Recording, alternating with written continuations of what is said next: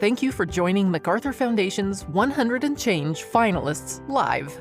Please welcome host of NPR's Weekend Edition, award-winning journalist and best-selling author, Scott Simon. Hello, friends. Very good to be with you. I'm an enormous fan of big ideas, and I am a believer that there are problems that are within our collective ability to solve. So I now have the honor of sharing with you 6 visionary ideas, one of which we will see be able to come to life with $100 million from the MacArthur Foundation. The world-changing work that's going to be celebrated today will affect millions of people, if not billions. These are bold ideas. They're bold enough to meet this moment when the challenges might seem almost insurmountable. And that's what we need, a moment to recognize, to celebrate, and to invest in our shared humanity. MacArthur's 100&Change program works because it tries to elevate what brings us together. And certainly this last year has taught us a lot about what we ought to put our faith into: truth, science, data. But I would like to suggest another element, and that's hope. Hope can transform us. Hope gives us reason. Hope helps us really see each other into our hearts and our souls, to find our common interest and purpose. Hope is the link between all of us, a vision that we can share and a window into a future that may be safer, healthier, more just, and more kind. These finalists are some of the biggest thinkers that we have, and they also bet big on hope. It certainly takes a scientist to figure out how to save marine ecosystems from collapse or prevent the transmission of dengue fever. But it takes a dreamer to ask, how can I eradicate disease? How can I end homelessness? How can I share knowledge with billions of people? How can I get rid of news deserts? How can I make life-saving oxygen available to patients around the world? How can I protect our oceans to save an entire species, including possibly our own? Well, these dreams become real because of their hard work and because of your support and belief that solutions are possible. I want to thank you all for dreaming big with us today and throughout this competition. Close to 500 grant proposals were considered for the 100&Change Award. Narrowing that list was not an easy feat, but today I'm very honored to be able to present these 6 brilliant ideas, each and every one of them considered achievable, sustainable, and scalable. In a few moments, we'll hear from MacArthur President John Palfrey, and then I'll have the honor of introducing each of the 6 finalist teams. We'll have a little more time for me to ask a few questions, and then we will announce the recipient of MacArthur's 100&Change $100 million grant. There'll be opportunities to get to know each other, network if you please, following the program. And throughout, please use the hashtag 100&Change to interact with us and on your own networks. I want to thank all of you whose thoughtfulness and generosity brought us to this announcement, and I hope that we'll all be able to look back on this day for a future that is brighter and that is better because of the very moment that brings us here. So thank you for being here with us and betting big on bold ideas. Hello, I'm John Palfrey, and I'm thrilled to welcome all of you to the MacArthur Foundation's 100&Change Finalists Live event. Today we will announce the recipient of the $100 million MacArthur Foundation grant and learn which team will see its incredible vision become reality. This has been one of the world's largest exercises in collaborative philanthropy, and it will serve as a model for what we can accomplish together, especially during our most difficult times. Collaborative philanthropy is all about bringing donors together to build partnerships that allow us to accelerate social change. It means connecting funders to powerful solutions and pooling our collective willpower, expertise, and resources to deploy them at scale, making people's lives better, safer, and healthier. It takes a pretty big village to heal a planet. I am deeply grateful to be engaged in this work, and I want to make it plain that every single contribution matters. Years of research and relationships have brought us to today's announcement. These teams would not have made it this far without early funding. Their proposals are strong because of the advice and counsel of experts along the way. Each of you in the audience can play a vital role in helping these projects address a critical problem of our time: ocean health, homelessness, oxygen therapy, health disparities, news deserts, and mosquito-borne disease. We're living through the intersection of multiple crises of public health, of social trust, of climate change, and disinformation. The twin pandemics of COVID-19 and systemic racism in the United States brought extraordinary inequality into broad public consciousness. Opportunities and challenges presented themselves at local, national, and global levels at a fevered pace. This is the time to be bold and to do more. Today, we reject the paralysis that can accompany a moment of so much pain and uncertainty, and instead we embrace hope. The best way to avoid getting weighed down by the problems we face is to think as big as possible about how to solve them. Today's finalists are looking to make long-term systemic change. These projects are aimed at generational change, impact that will be felt by millions or billions of people. These are the projects that historians will point to when they teach future generations that thoughtful people with ambitious ideas can prevent the next pandemic or ravages of a neglected planet. These are the projects we will tell our children about, that we are proud to have supported, that when it seemed darkest, we found light. We found hope in the determination of women and men working together to make our world better. And today is not just about a single $100 million grant recipient. We hope to help each of these finalists attract the additional support their critical work requires. And that is the goal of collaborative philanthropy, connecting funders with solutions. Partnerships that last a lifetime are made in spaces like this one. The first round of the 100&Change competition produced a multitude of compelling and fundable ideas. It created an opportunity to foster dynamic partnerships. In 2017, the MacArthur Board awarded grants to 3 of the finalists based on the strength and potential impact of their proposals. One of these awardees was Nest 360, which had a goal of reducing infant mortality in sub-Saharan African hospitals.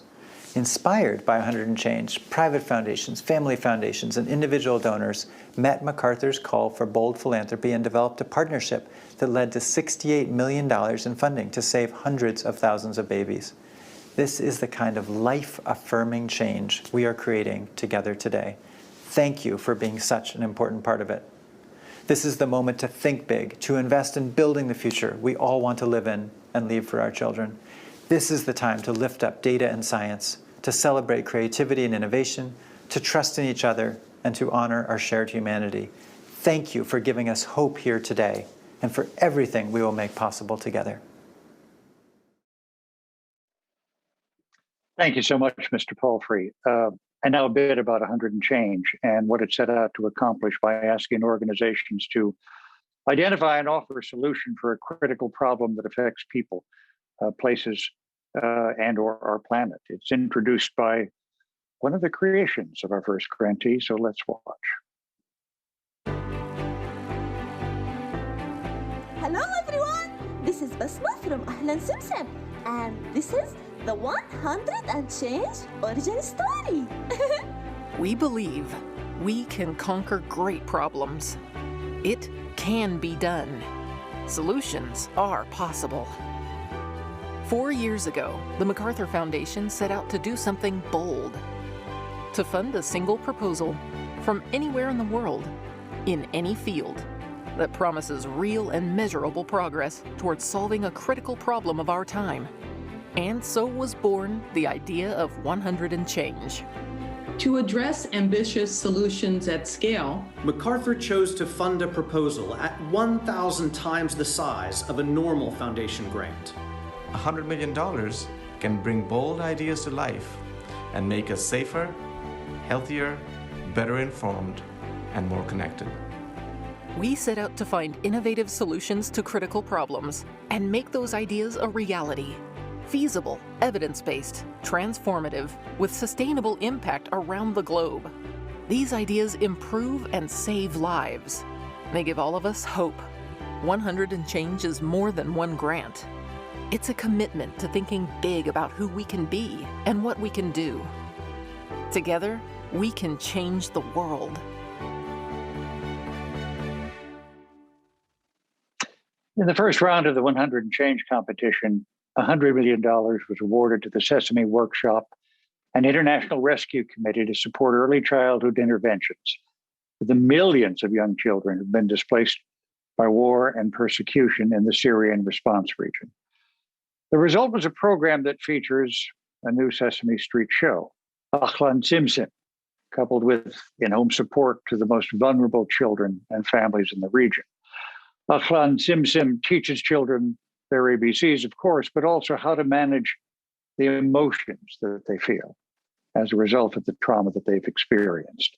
And in its first year on air, 100&Change reached over 15 million children across 21 countries in the Middle East and North Africa via satellite television and YouTube.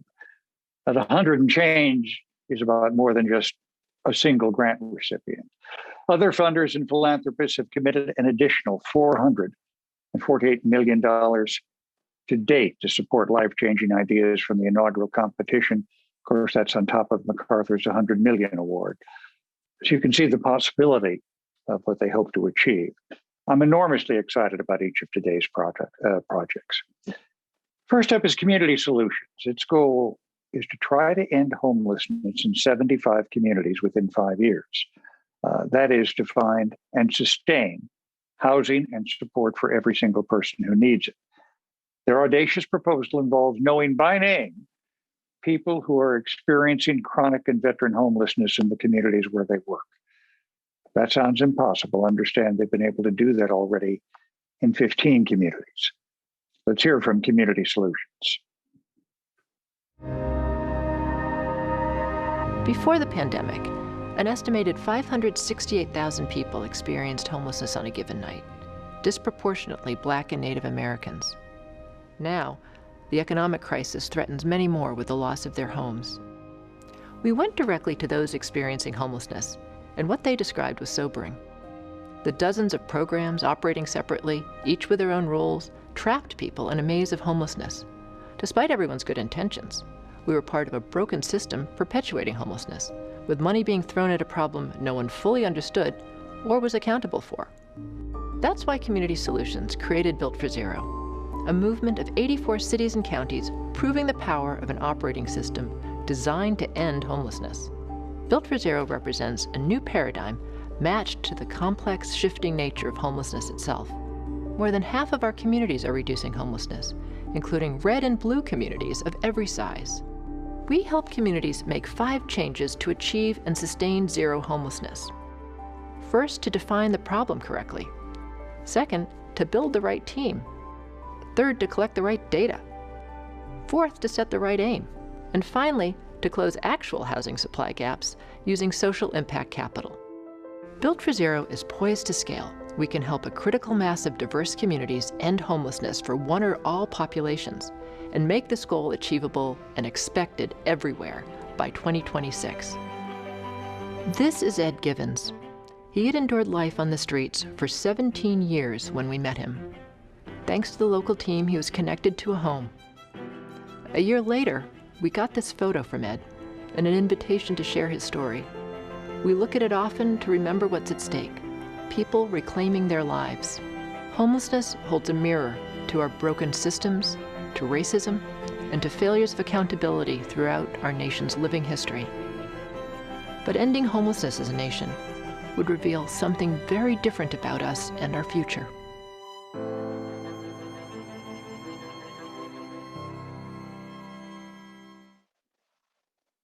So good to see that picture of a restored human smile.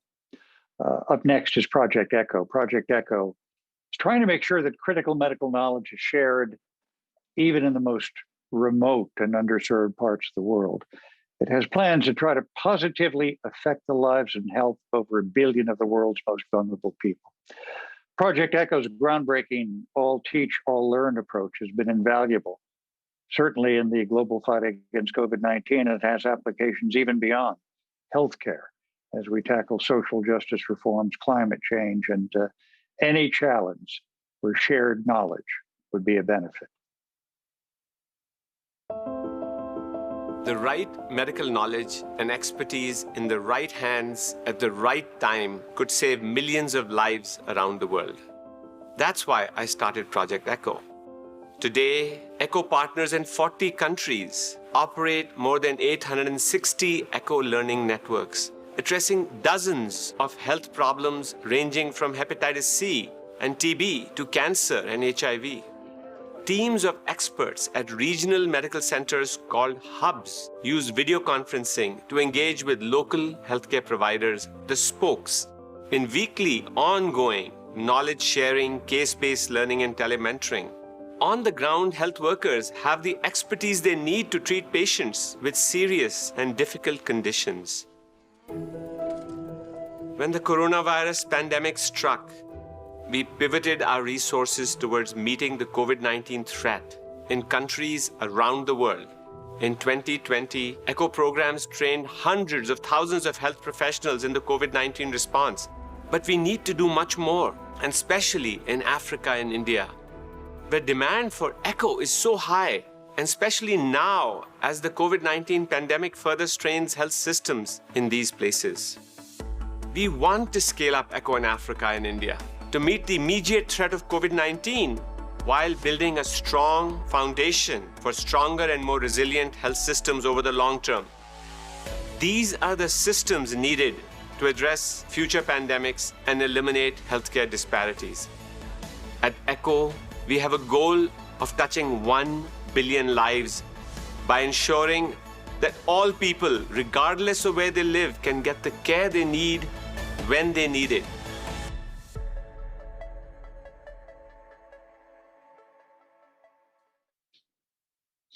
And now from Community Solutions, we have Roseanne Haggerty and Beth Sandor. And from Project ECHO, Dr. Sanjeev Arora and Dr. Elizabeth Cluett, and welcome to all of you. Thank you very much for being with us.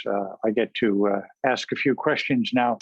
Let me put you on the spot, if I could right now, Beth Sandor, for a moment. All the finalist teams were asked to think deeply about disability inclusion. How did you run that through your mind? How did it change the solution you came up with to be more inclusive of people with disabilities, particularly in an area where I think we know it contributes in a critical way? Well, our work has always been rooted in ensuring that people with disabilities have reduced barriers or no barriers into housing. We've always focused on the most vulnerable people living on the streets and in shelters and communities.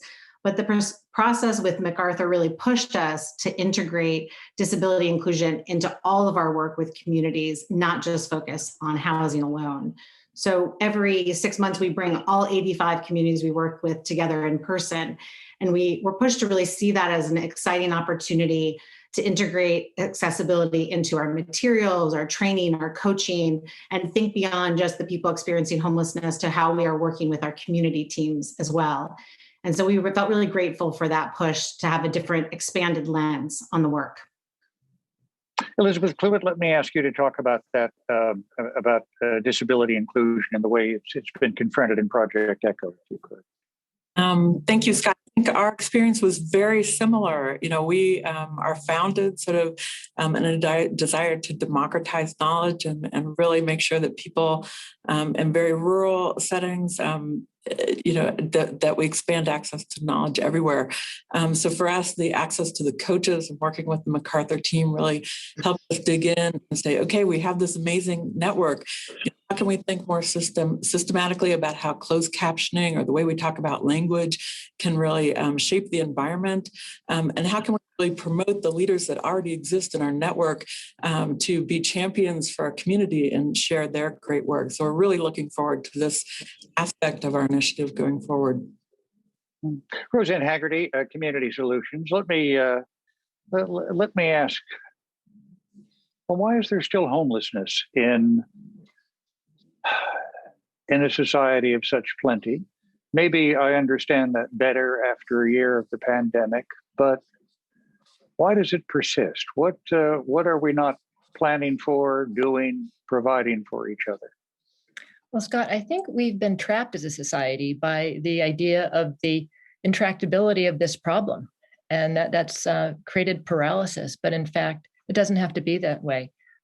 More than 80 communities are part of the Built for Zero network, showing on a daily basis that communities can come together and reduce homelessness. We now have 15 communities that have ended chronic or veteran homelessness and are expanding to address the end of homelessness and what's going to be required for all populations.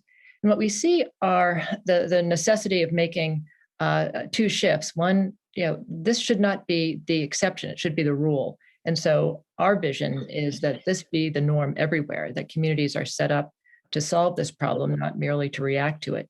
And secondly, key to this is understanding that this is not a problem of broken people, but about broken systems that have not been designed to solve this problem.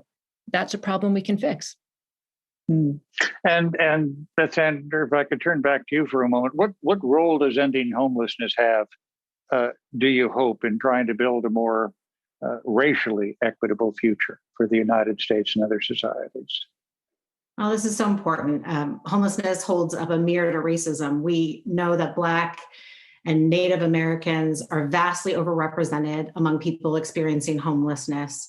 And solving homelessness means tangible progress on racial equity and justice. And that progress looks like us addressing the inequities in the homeless response system itself, but also working upstream with our partners in criminal justice, in housing systems, and healthcare to ensure that racial disparities in those systems are also addressed so that we're not seeing Black and Native Americans become disproportionately homeless. And so there really isn't an equitable future in which we don't end homelessness. So it's critical at this time, now more than ever. Sanjay Arora, let me turn to you and ask Project Echo. I'm just going to bet you've this past year has both confirmed a lot of what you've been saying and taught you a lot. Scott, I think that we always thought that Echo, with learners in 150 countries, more than 200,000 of them, it could be used in a pandemic, but it had never been put to the test. But once the pandemic came, we realized that the demand for Echo all over the world just exploded. And we use it first for teaching our learners things about infection control, about how to do testing for COVID-19, how to, in low-income countries, how to reuse personal protective equipment. We taught them how to manage patients because the information was all new in terms of ventilators and steroids and later antibodies. More recently, we've been teaching them about vaccination and training a vaccine workforce, how to overcome confidence. And we've had, just in 2020 alone, 1.28 million learners in 179 countries who are being mentored right now on how to respond to this pandemic. And it has been a very gratifying experience. Of course, much more needs to be done. Elizabeth Cluett, to help us understand, well, certainly we understand in this country and really all around the world, the way the pandemic has laid bare divisions that we used to verbalize about, but have seen in real time and at real risk to human life. I'm wondering what you have learned over this past year and how it's going to inform your work going ahead. Scott, thank you for that question. I think one is the power of human relationships, as you said. We build communities of practice, and it's so powerful, people talking with one another, learning from one another. One of the amazing things about ECHO is, experts come and provide their knowledge about best practices, but the participants on the ground teach experts as much as as is learned the other way. So I think that's a really important lesson about democratizing knowledge as we go forward. That's the way we will get solutions to all these problems that we're discussing. Yeah, because correct me if I'm wrong, but your design ideally is to act locally, right? Is to put power in the hands of people who are actually living through that experience. Thank you, Scott. Exactly, to have partnerships on the ground who build communities of practice and local providers who help their patients get better care throughout the world. Yeah, and I will come back to you one last time, if I could, Roseanne Haggerty. What do you hope municipalities in this country? Where do you hope they put the question of chronic and veteran homelessness as we return to post-pandemic life? Well, this moment, Scott, is just so urgent for the question of how we restore our communities to be places of justice and of decency for all of our people. And so having in this moment investments in a public health system that protects everyone, in racial justice investments that do not leave anyone behind on the street, and helping communities at this moment recognize that this unusual, unprecedented opportunity with the American Recovery Act to invest in communities, in their infrastructure, in their systems, that this is the moment to really guide investments in a way that is designed to result in communities that are more just, more fair, more equitable. And designing for an end to homelessness is a moment we're in that we've never seen before. So it's so important that communities have this systemic view and that long-term goal, and really hold themselves accountable for that vision of a just and equitable community. Thank you, all of you, to Community Solutions and Project ECHO, and good luck to you in your important work. Thank you. Next, we're going to hear from National Geographic's Christine Seeds. Their goal is to try to protect 30% of our ocean by 2030, slowing climate change, preserving biodiversity, providing sources of food and income, and yes, quite literally saving the planet. Without the ocean, human life on Earth would be impossible. But increasing overexploitation and global warming are destroying biodiversity and bringing the ocean to a tipping point beyond which we may never recover. The global catch of wild fish has been declining since 1995, and 90% of the large animals in the ocean are gone. Coral reefs and other marine ecosystems that provide food security and other key benefits for hundreds of millions of people are being destroyed by ocean warming and acidification. The loss of biodiversity, together with climate change, is the most urgent global crisis affecting our planet. Our solution is Marine Protected Areas, or MPAs, in which fishing and other damaging activities are banned. MPAs are like national parks in the sea and provide an essential part of the solution for three of the major problems affecting humanity. First, the biodiversity crisis. Second, food security for a growing population. And third, climate change. Despite humanity's absolute dependence on a healthy ocean and the proven benefits of MPAs, only 7% of the ocean is currently protected. We need to protect at least 30% of the ocean by 2030 to prevent the collapse of our ocean life support system. In the next decade, Pristine Seas will help to establish 40 new MPAs and spearhead a worldwide network of partners to reach the goal of 30% of ocean protection by 2030. They are the most cost-effective mechanism to restore ocean life and all the benefits it provides to humanity. This decade is our last best chance to prevent the collapse of our planetary life support system. No child has a future without a healthy ocean.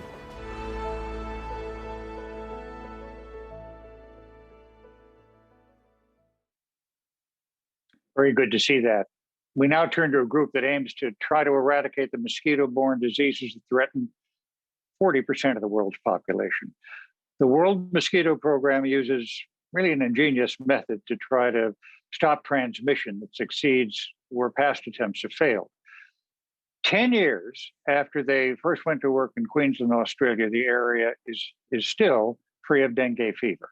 Let's hear from the World Mosquito Program. 40% of the global human population is at risk of acquiring a virus transmitted by the Aedes aegypti mosquito this year. All diseases that can have devastating consequences for people and communities that they infect. The easy solution, you would think, is just kill the mosquitoes. And while that approach has been tested and tried for many decades now, what we know is that it doesn't work. We have a solution that's almost the opposite of trying to kill mosquitoes. We actually grow mosquitoes in the laboratory and release them into communities. The mosquitoes we release contain a naturally occurring insect bacteria. It's called Wolbachia. We release mosquitoes that contain Wolbachia into the population where we're wanting to treat, and then that Wolbachia spreads itself into the mosquito population and maintains itself there. And what we find without having to kill the mosquitoes is that they become harmless to people. We don't see any disease being transmitted. We don't have to keep administering it year after year as you would with spraying an insecticide or vaccinating children. This is a solution that's applied once and then it creates ongoing protection against the transmission of these viruses. We know our solution works. Our challenge now is to really scale it up and get it to the people that need it throughout the world. Over 100 countries around the world where these diseases are creating havoc at the moment.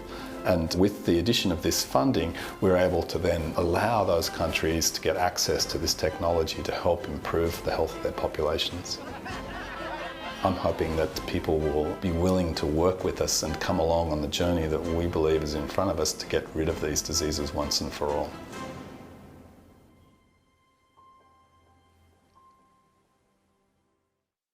And now from Pristine Seas, we welcome Dr. Enrique Sala, and from the World Mosquito Program, Professor Scott O'Neill. Thank you both, gentlemen, for being with us. And let me address this first question to both of you. Mr. Salah, you would go first, then Professor O'Neill. The prospect of $100 million must encourage a lot of dreaming. And I wonder what kind of dreams, what kind of plans does that kind of prospect instill in you, and how would it enable you to take a series of dramatic steps right now? Mr. Sala. Well, thank you, Scott. First of all, we would like to thank the MacArthur Foundation for selecting us as one of 6 finalists for this competition. And we need more than $100 million if we are to prevent the collapse of our life support system and avert a humanitarian crisis. But the MacArthur Foundation, through this process, pushed us to think bigger. And we were able to put together a plan that goes from creating more protected areas in the ocean to actually achieve the global target of 30% of the ocean protected by 2030, which is what the science is telling us we need. And so we've been able to expand our coalition of world-class partners. And now we are eager and ready to go. So we thank the MacArthur Foundation for pushing us to think bigger. Professor O'Neill? Yeah, so $100 million is a lot of money. And but the problem, as Enrique was saying, the problem that we're facing, both of us are trying to address, is very large. And for us, we've developed something that is an innovative, disruptive solution to a very old problem.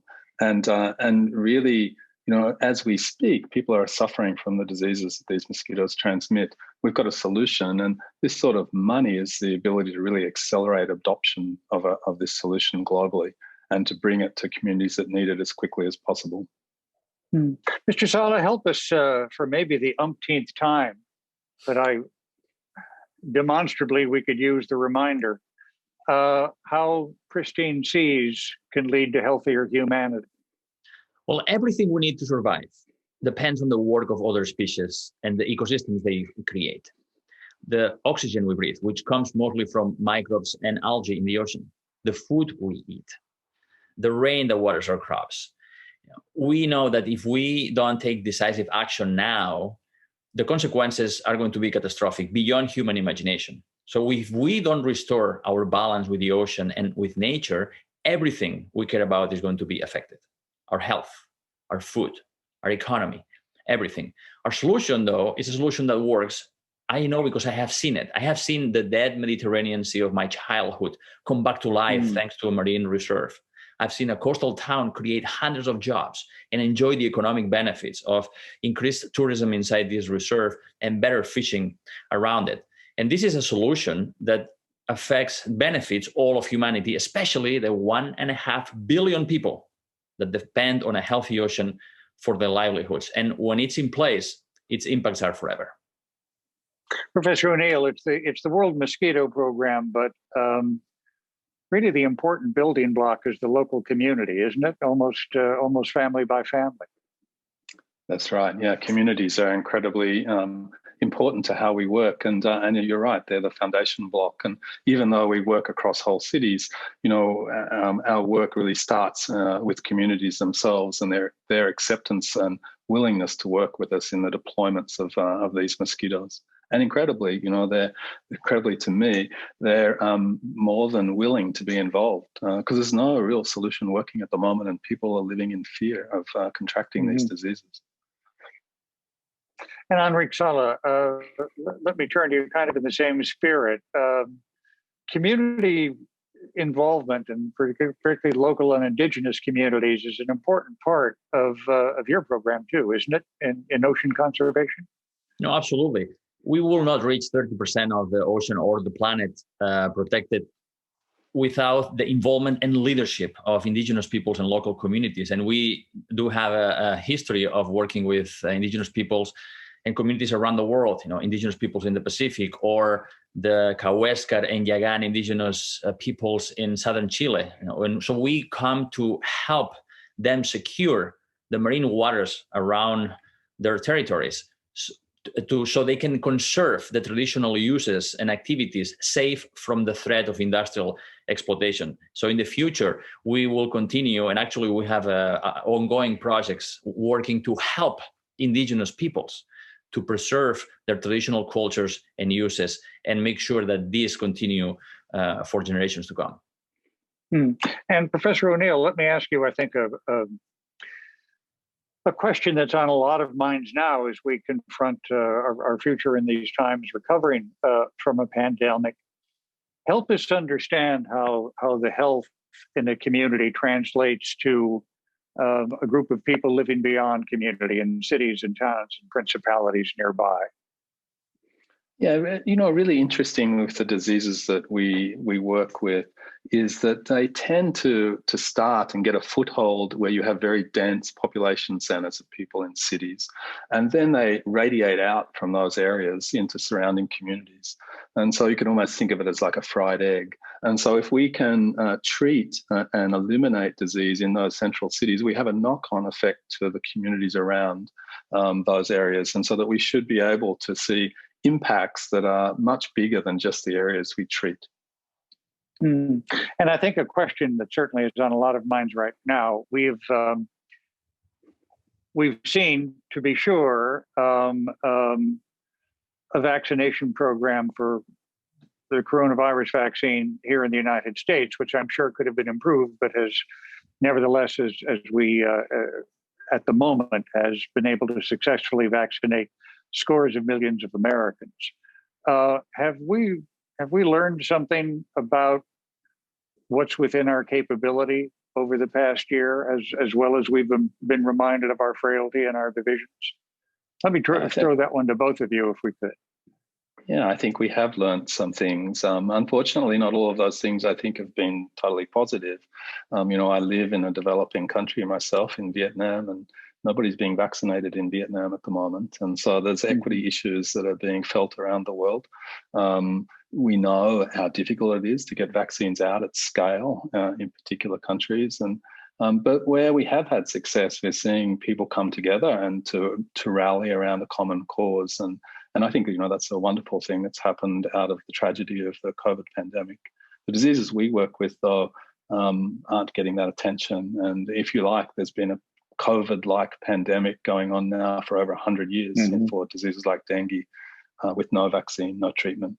And so, the equity around that is something that motivates me personally. Yeah. And Mr. Sala, I wonder if you have reflections on that. Yeah, I think that this pandemic has been the loudest wake-up call, the loudest reminder that we are not apart from nature. And we need to remember that this coronavirus jumped from a wild animal to a person in China. And thanks to our globalized lifestyle, it spread like wildfire around the world. And we had infectious diseases before that also came from encroaching upon natural habitats. So what we need to learn from this pandemic is that preventing, that is, protecting more of nature, restoring degraded ecosystems, is going to reduce the risk of future pandemics. And protecting that 30% of the planet that we need is so much cheaper than having to respond. Trillions of dollars in economic cost, millions of lives that could have been, that are lost, that could have been prevented if we had banned wildlife trade and we had worked and invested more on the protection of the natural ecosystems, which are the best vaccine we have against these diseases. Well, thank you both very much, and thank you for being with us, and best of luck to you, World Mosquito Program and Pristine Seas, and your important work. Thank you. We turn now to the Clinton Health Access Initiative and the Murdoch Children's Research Institute. We've certainly learned, in many cases far too intimately last year, how critical oxygen therapy can be to our health. But there are places in the world in which oxygen therapy simply isn't available. 90% of remote hospitals do not have a pulse oximeter. That's the device that a lot of us bought at the start of the pandemic to measure our oxygen levels at home. The Clinton Health Access Initiative and the Murdoch Children's Research Institute's project is focused on trying to close the oxygen gap, which would save countless of lives.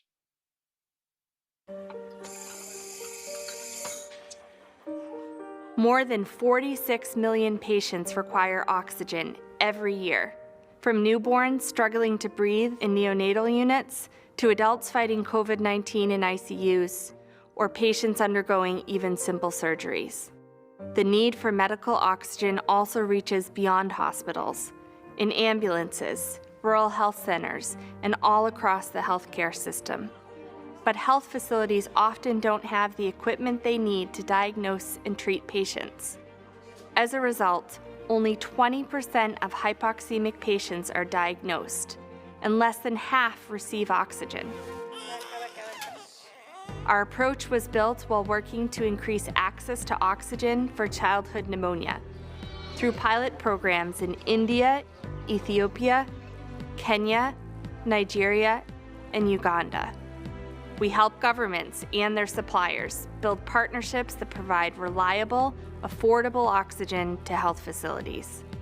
We support doctors and nurses with clear clinical guidelines and training. We support governments to develop financing mechanisms to fund operating costs. And we build data systems to measure progress and target investments to where they are needed most. Together, these four components can close the oxygen access gap and build a system that will sustain itself and last far beyond our support.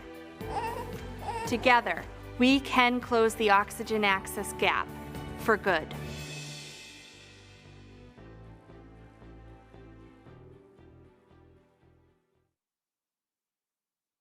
Thank you very much for that important work.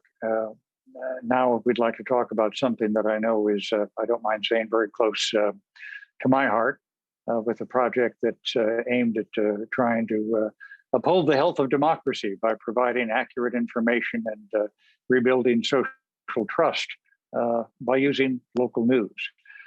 Report for America is trying to put reporters into news deserts to expand coverage in areas of America where basic information about critical issues facing communities just isn't available. They view journalism as a public service and one that's necessary to try to begin to heal this country. Local news is collapsing. Communities are becoming news deserts, and in the absence of trusted local news sources, people are flooded with misinformation. Even before COVID-19, the number of reporters had declined 60% since 2000. A decline in local press leads to more polarization. We view each other as political stereotypes instead of neighbors with potentially common interests. Report for America is a national service program that places talented emerging journalists into local newsrooms to report on undercovered communities and topics like education, criminal justice, public health, racial equity, and local government. Report for America does not build new news organizations, but rather we tap into existing newsrooms nationwide. We leverage a unique 3-to-1 funding match model, promoting new ways to encourage shared investment in local journalism. We will place over 2,500 talented emerging journalists in over 750 local newsrooms nationwide. We'll field about 1,000 journalists of color in America's newsrooms in 6 years and advance other forms of diversity, creating a seismic shift in representation in newsrooms. The core members will lead thousands of service projects with high school and middle school students. If local residents view journalism as an essential civic good, we can improve local reporting through local philanthropy. Report for America will help restore local news, leaving a permanent impact for generations to come.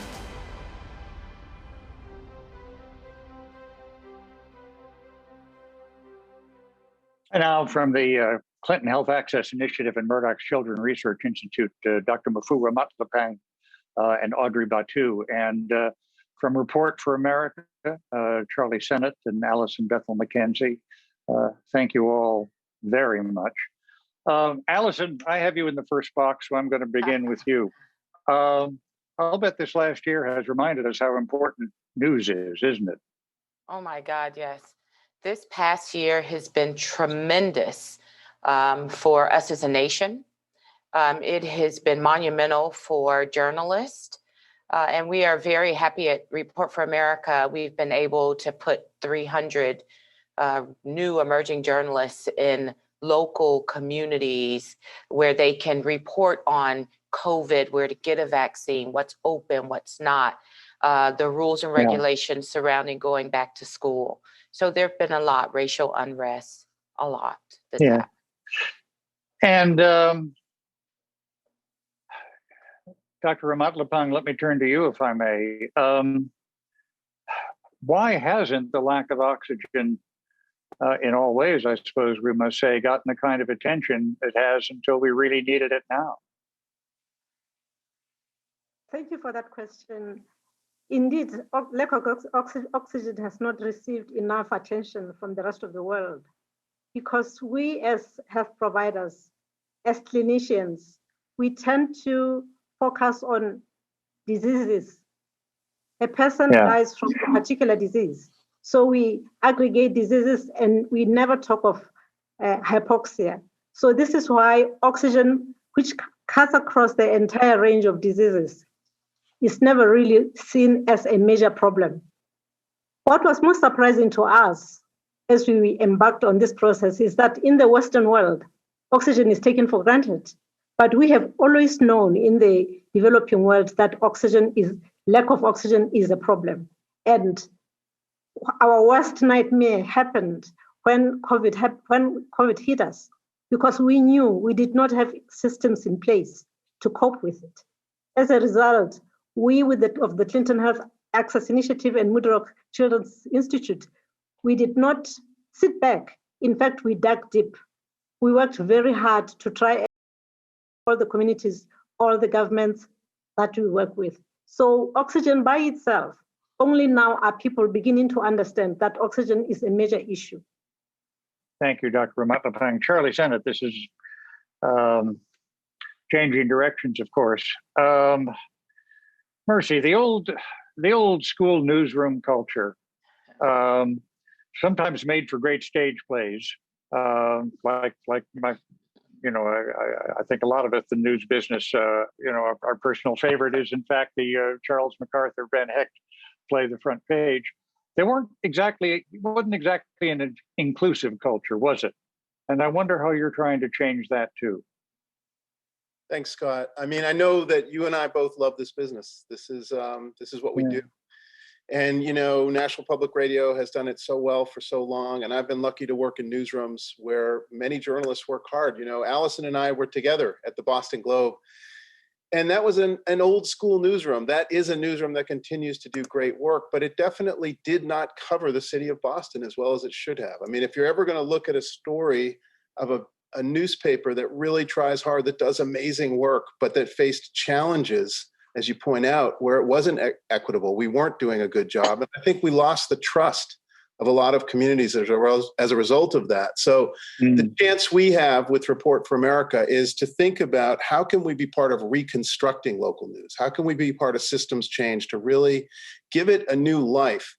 And we're seeing that we're having impact doing that. As Allison pointed out and Steve Waldman in the video, we've added 300 reporters into 200 newsrooms, and 42% of those journalists are reporters of color. So that's twice the average of newsrooms. That means the average newsroom is not doing well enough, and we're barely on par reflecting the communities we cover, but at least we're trying to change the landscape. More than 2/3 of our reporters are also women. So we're changing who tells the story, but we're also changing how the story gets told and whose story gets told. So our beats go into undercovered communities. They go into regions that have been overlooked or are distressed. So I think we're part of a solution of building on the great work of traditional journalism, but taking it into a new direction and really shoring up and reconstructing local news. Because without it, we are not going to have the country we want. And we saw a horrifying glimpse of that this year on January 6th. When you watch local news erode, in those news deserts comes toxic disinformation and misinformation. And we know now, really frighteningly, that can lead to a crisis in our democracy. And that can really expose how fragile democracy is. So yes, the newsroom lore of old is fun to watch in a movie, but there's a lot of work to do if we're going to have local journalism that will really serve communities, and we're part of that solution. Audrey Batu, let me turn to you and your particular area of involvement right now. And I wonder what you have been able to learn and what clues going forward we can take from previous global health crises that we inevitably think of HIV/AIDS, certainly in low-income communities. Yeah, so we've made tremendous progress, I think, in HIV treatment in the past couple of decades. And we've had this progress by ensuring that treatment is effective, it's scalable, it's sustainable, and it's available as widely as possible. And I think that the HIV epidemic really, a lot of people said that it couldn't be solved, it couldn't be fixed. And I think that's a lot of what we hear right now about oxygen access, that it's too big of a problem. But I think our experience in HIV has shown us that it is possible. Right now, there's 21 million people on treatment in low and middle income countries. Treatment costs $65 a year in those countries when it used to cost thousands. And so HIV, we had an opportunity to change the future for that. And we believe that this is the time for oxygen access, that we have an opportunity now to make treatment affordable, effective, and possible across the world. Alison Bethel McKenzie, let me turn to you on the question of news deserts and trying to fill them with information. Have we learned once again over this past year, and I'm holding this up, so actually that's a picture of my daughters and our dog, but in any event, social media platforms, they're not a replacement for news, are they? Oh, no, not at all. We have to remember that journalists not only write and broadcast, write for newspapers, online, nonprofit news portals, and broadcast television and radio, but they also share news on social media. And we have learned that there's a lot of disinformation and misinformation on social media. And we count on people we know who cover communities in which we live to give us right and correct information. For example, we have a reporter, Leah Willingham in Mississippi, who covered a small town called Itabena. Itabena's electricity for the entire town was being disconnected because the town was so far behind on paying the electricity bill. This is in the middle of COVID. It wasn't until she went door to door, talking to neighbors, talking to the energy company about why they were going to disconnect it, that we saw a change and the lights were kept on. So we know that journalists can make a difference in what they write and can provide truthful and honest information. And that's what our reporters do on a daily basis. We have hundreds and even thousands, I would say, stories that are very similar to Itabena, where reporters are making a difference and dispelling information that is not true. Well, thank you very much. Very good to speak with all of you. Clinton Health Access Initiative at the Murdoch Children's Research Institute and Report for America. Good luck to you and everyone who's competing today. The moment is for an announcement has come. I don't have anything to do with that except to say that I won't prolong the suspense. Here to announce the $100 million recipient is MacArthur President John Palfrey and Managing Director of 100&Change and CEO of Lever for Change, Cecilia Conrad. Thank you, Scott. And thank you to our 6 brilliant finalists and to all the members of your team. We hope to see every single one of your projects reach its full potential and make the world a better place, which we know it will. Cecilia Conrad? Oh, you. Right now, it is our distinct honor to present the 100&Change $100 million award to Community Solutions. Here's a reaction shot from the moment they learned the news. I am calling to say congratulations.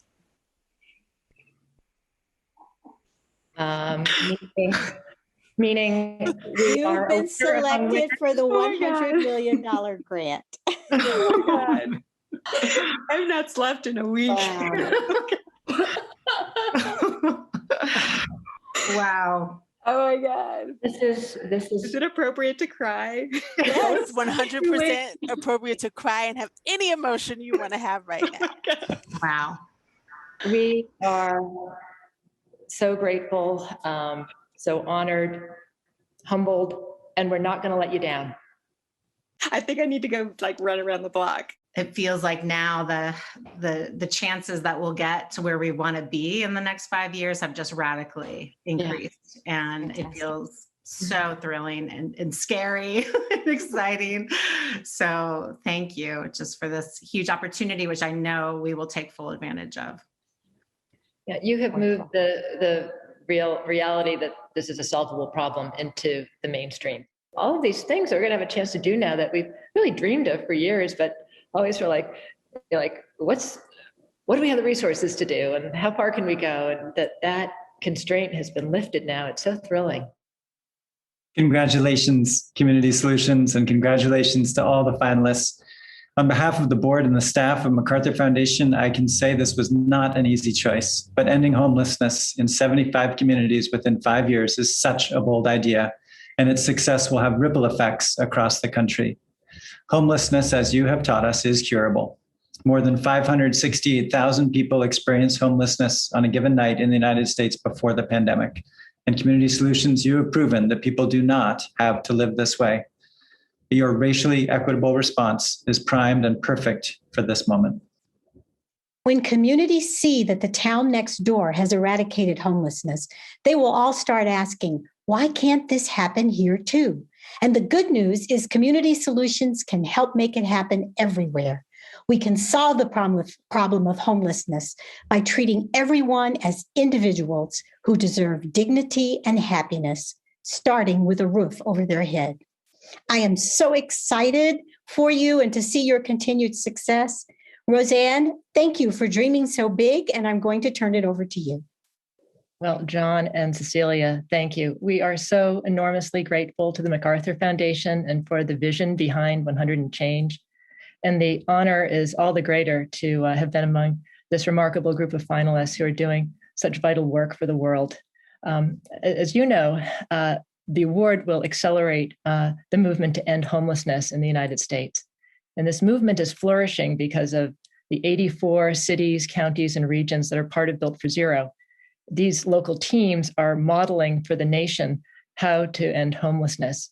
And what's different about these communities is that they have rejected the idea that homelessness is inevitable. They are operating from a different set of assumptions and values that communities can come together to solve hard problems.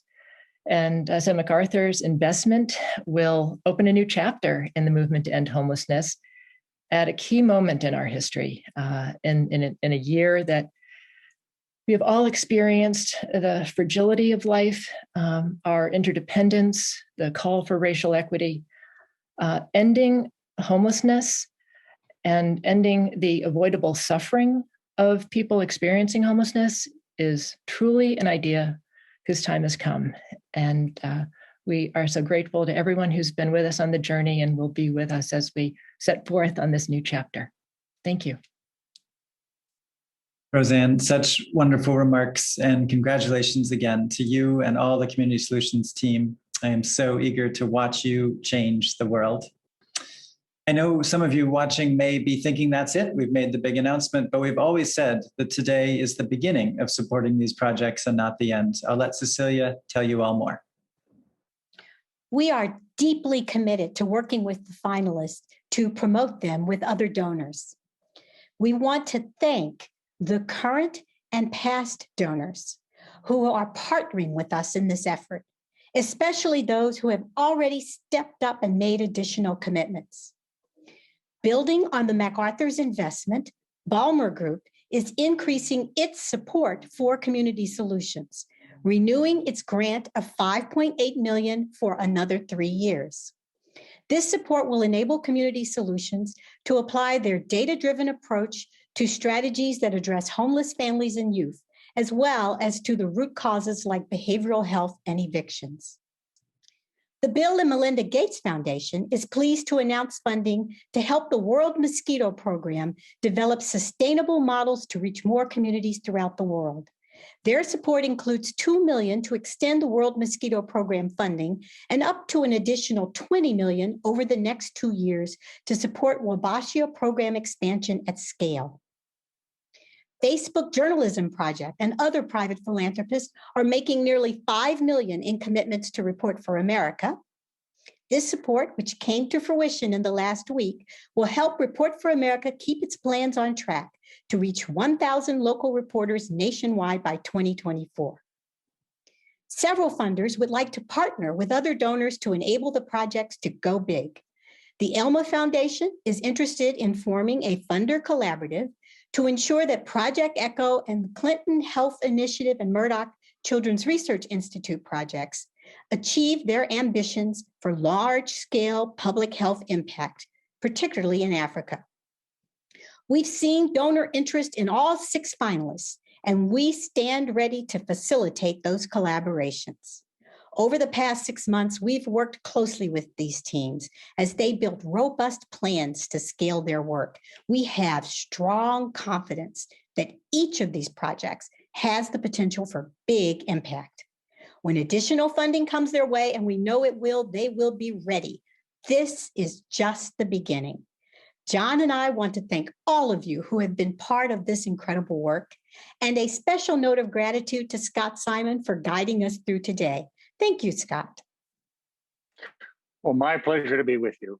The good going into the world because of the work today will be felt by generations. There are lives that will be changed because so many of you have bet big on one another and on hope. So a huge thanks to you and to every one of our finalists, and to Cecilia Conrad and John Balfrey, and for all of you who've been on this journey. We now invite everybody, our award recipient, prospective donors, anyone who would like to meet the teams and learn more about their work, to meet in the networking room. To join you, please click on the lounge button in the navigation bar. I know that sounds something like a cruise ship, but in any event, the lounge button and the navigation bar. Once in the lounge, you click on the networking button and you join everybody in Remo, R-E-M-O, not to be confused with Reno.